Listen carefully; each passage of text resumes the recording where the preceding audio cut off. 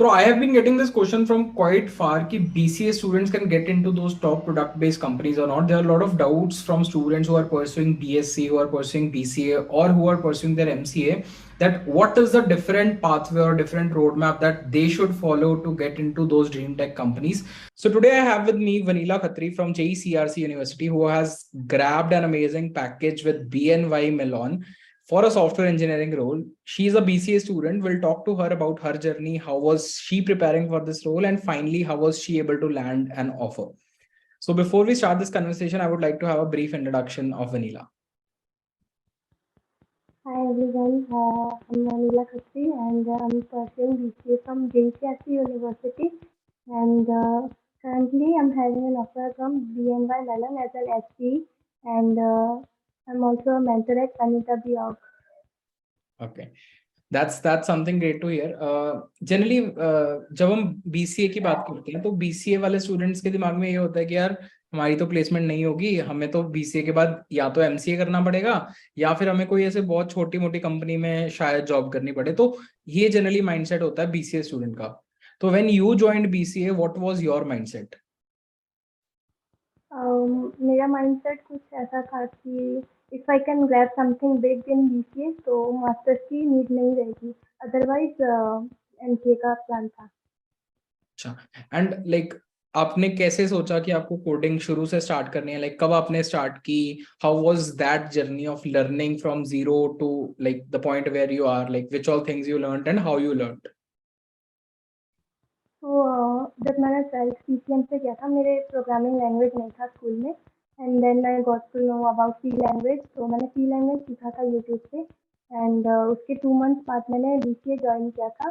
Then मैंने algorithm writing, flow chart and how all the programming things are सीखा, and Python से मैंने start किया था उसके बाद में. तो पहली लैंग्वेज जो मैंने कंपाइल करी वो पाइथन थी. तो पाइथन से मैंने सारे प्रोग्राम्स बनाने सीखे, बेसिक्स जो भी थे, एंड देन उसके बाद सी लैंग्वेज सीखा लेटेस्ट की बुक से, एंड उसके बाद GFC के ब्लॉग से C++ सीखा और उस पर क्वेश्चन करने लगी.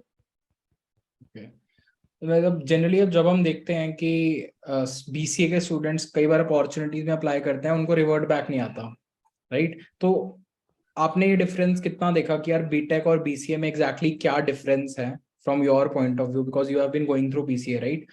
तो किस पॉइंट पे डिसएडवांटेज है, किस पॉइंट पे एडवांटेज है, if you can tell about that to the audience, मतलब बाकी लोग रिलेट कर पाए.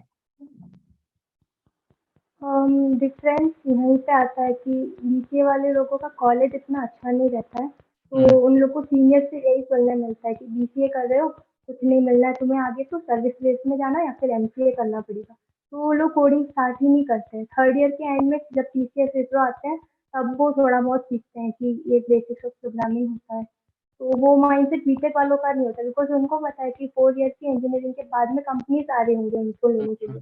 इवन ऑफ कैंपस में भी प्रोग्राम्स होते हैं जो बीटेक को हायर करते हैं मेनली. तो BCA वाले अवेयर नहीं है इसके रिगार्डिंग. लाइक मैंने बहुत कंपनीज में अप्लाई किया है इसके पहले, और उन सब में क्राइटेरिया में मेंशन था कि बीटेक वाले एलिजिबल है, बट मेरे को शॉर्टलिस्ट भी किया था उन लोगों ने. तो यही एक डिफरेंस दिखा मुझे.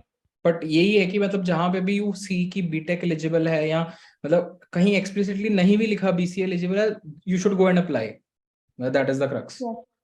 मतलब कई बार ये होता है कि बच्चे सोचते हैं कि यार BCA लिखा नहीं है तो मुझे अप्लाई करना चाहिए कि नहीं करना चाहिए, but there is no harm in applying at least, तो you should definitely go ahead and apply.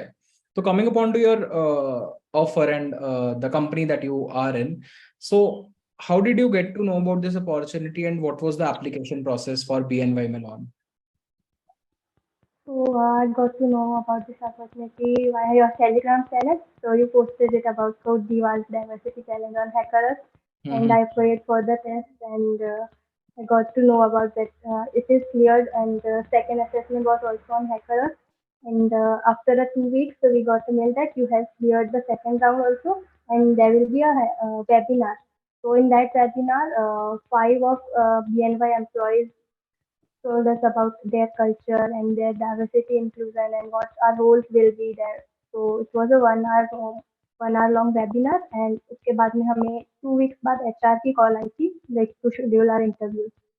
And interview process में 2 टेक्निकल राउंड्स हुए थे, 1 मैनेजरियल हुआ था। Also, if you are someone who was looking forward to learn C++ and data structure, after the massive success of Decode C++ and DSA 1.0, PW Skills is launching their Decode C++ 2.0 with some amazing features and at a very affordable cost. What are the features that you'll be getting if you enroll in this particular courses? You will be getting an extensive course that will teach you from basics to the advanced level that can help you crack any product-based company. The price of this course is 2250. only for entire 2 years access to the dashboard. Second thing is you would be getting live doubt session on every Saturday where you can clear your doubts live from the mentor. You don't need to invest on a laptop or a PC because you have PW Skills Lab where you can go and exactly code. You will get an access to job board where you can apply for multiple different opportunities. Along with that, you'll be getting career guidance. Also, now you can get this at even cheaper rate by getting 500 off. You can use code ARSH500 to get 500 rupees off on the course MRP. So what are you waiting for? Check out the link below for PW app where you can go and download, and you can apply the code ARSH500 to get a 500 rupees discount on this particular course and start your C++ journey right away. अगर हम difficulty level की बात करें तो let's say online test में किस type के question थे, कौन कौन से सब्जेक्ट्स इंपॉर्टेंट है फॉर ऑनलाइन टेस्ट, कौन कौन से सब्जेक्ट्स इंपॉर्टेंट है for interviews, and what was the overall difficulty level?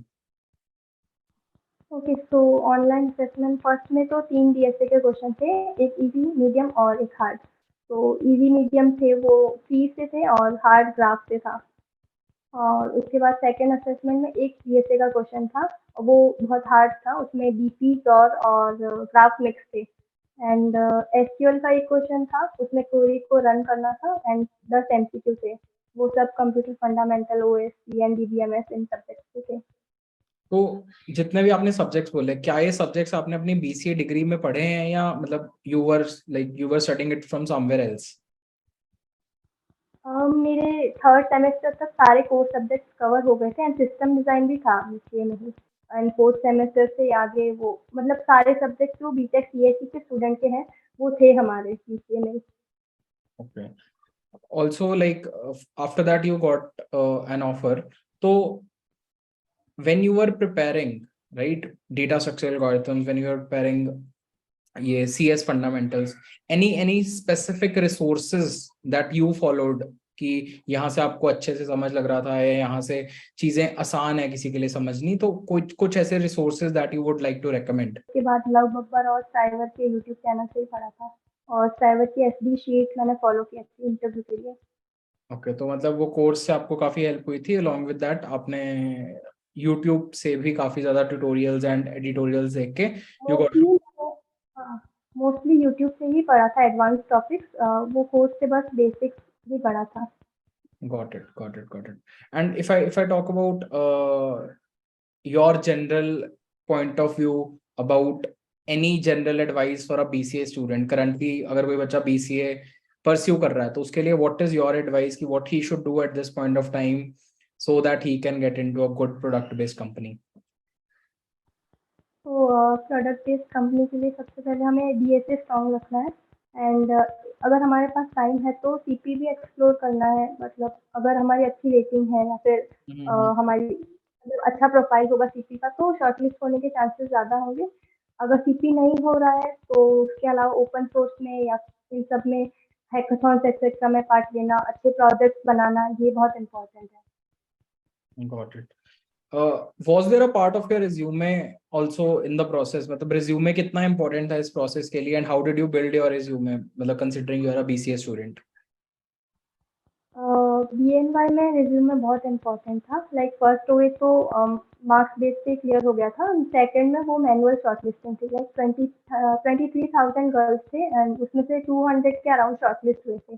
तो उसमें कुछ फ्लैग से भी आउट हो गए थे एंड क्वेश्चंस बहुत टफ थे, तो बाकियों से कट ऑफ क्लियर नहीं हुई थी। तो रिज्यूम बेस ही था शॉर्टलिस्टिंग।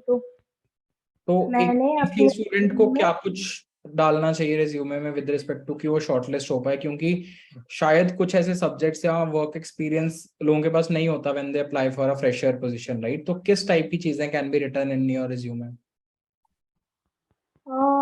जितना ज़्यादा हो सके हमें प्रोजेक्ट स्ट्रॉन्ग रखने चाहिए, कुछ यूनिक अच्छे प्रोजेक्ट्स होने चाहिए, एटलीस्ट 2 और मैक्सिमम 3 प्रोजेक्ट। उसके अलावा एक अचीवमेंट सेक्शन होना चाहिए जिसमें हमारे कुछ कॉन्टेस्ट की रेटिंग्स हो और हम कह सकते हैं कि कुछ रैंकिंग्स हो, कॉलेज में कोई हैकाथॉन में विन किया हो, या कुछ भी, मतलब एक अचीवमेंट सेक्शन होना चाहिए।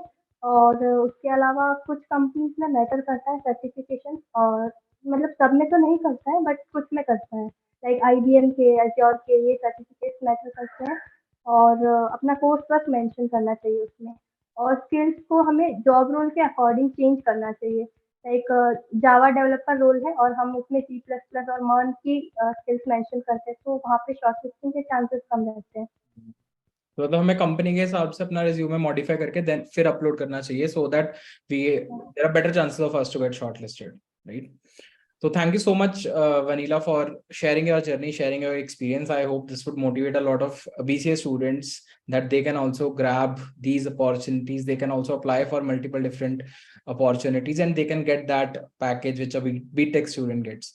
Thank you so much for sharing your journey. Thank you so much once again. Thank you so much for inviting me.